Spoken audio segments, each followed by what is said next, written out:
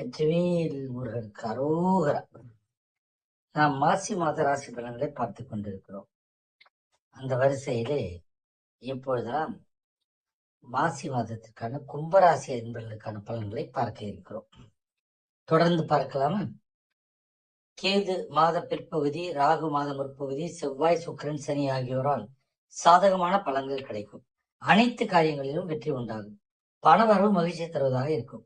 புதிய வாகனம் வாங்கும் யோகமும் உண்டாகும். சிலருக்கு எதிர்பாராத அதிர்ஷ்ட வாய்ப்புகள் ஏற்படக்கூடும். தெய்வ பக்தியும் ஆன்மீகத்தில் நாட்டமும் அதிகரிக்கும். புண்ணிய ஸ்தலங்களுக்கு சென்று வரும் வாய்ப்பு ஏற்படும். பெண்களால் பொருள் சேர்க்கை உண்டாகும். உறவினர்களால் அடிக்கடி பிரச்சனைகள் ஏற்படக்கூடும் என்பதால் கூடுமானவரை அளவோடு பழகவும். கணவன் மனைவிக்கிடையே ஏற்பட்டிருந்த கருத்து வேறுபாடுகள் நீங்கி அந்யோன்யம் அதிகரிக்கும். உறவினர்களை அனுசரித்து செல்வது நல்லது. புதன் சாதகமற்ற நிலை இருப்பதால் குடும்பத்தில் பிள்ளைகளால் சில பிரச்சனைகள் ஏற்படக்கூடும். உணவு வகைகளால் அலர்ஜி ஏற்படக்கூடும் என்பதால் கவனம் தேவை. வெளிநாட்டிலிருந்து எதிர்பார்த்த செய்தி கிடைப்பதில் தாமதம் ஏற்படும். தந்தையின் ஆரோக்கியத்தில் கவனம் தேவை.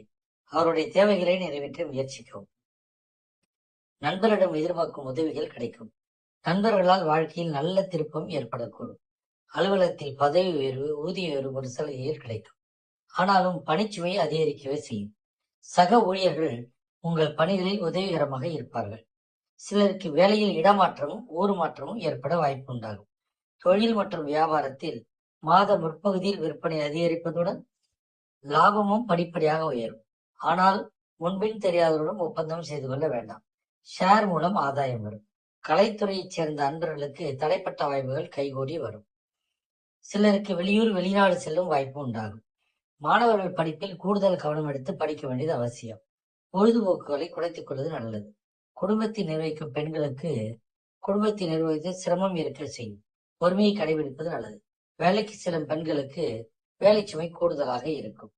பரிகாரம்: திங்கட்கிழமை தோறும் சிவபெருமானுக்கு வில்வத்தால் அர்ச்சனை செய்வதும் சிவஸ்துதிகளை பாராயணம் செய்வதும் நன்மை தரும். சனிக்கிழமைகளில் ஆஞ்சநேயருக்கு வெற்றிலை மாத்தை சாத்தி வாழ்க்கை வழிபடும். வாழ்க வளமுடன். ஓம் சிவாய நமः.